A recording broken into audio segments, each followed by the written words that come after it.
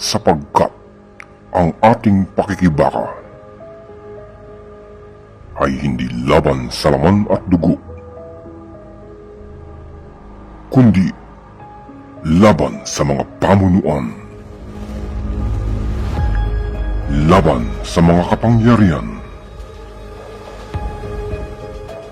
laban sa mga namamahala ng kadilimang ito sa sanglibutan,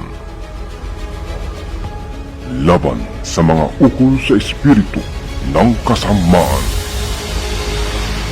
sa mga dakong kaitaasan.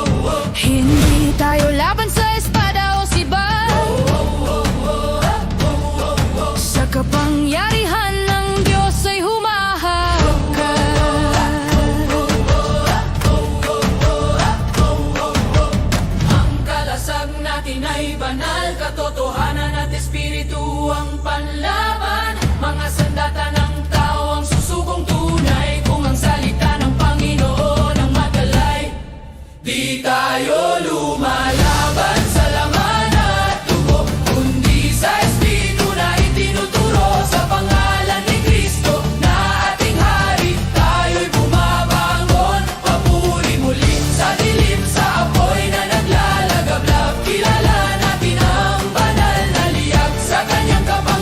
sa kanyang sugo, di tayo lumalaban sa laman at dugo.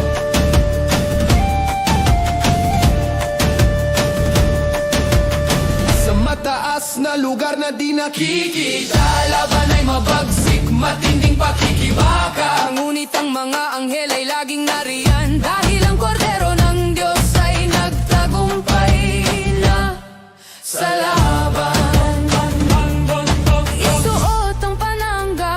Katuwiran ng kaligtasan ay ating larangan. Sa pananampalatayang masama ay tinaboy sa tabi ng Panginoon. Di tayo mawawalan ng apoy, di tayo lumalaban sa laman at dugo, kundi sa espiritu na itinuturo. Sa pangalan ni Kristo na ating hari, tayo'y bumabangon. Papuri muli sa dilim, sa apoy na naglalagablab. Kilala natin ang banal na liyag, sa kanyang kapangyarihan, sa kanyang sugo, di tayo lumalaban sa laman at dugo. Hay, hay, hay, hay, hay, hay, hay, hay.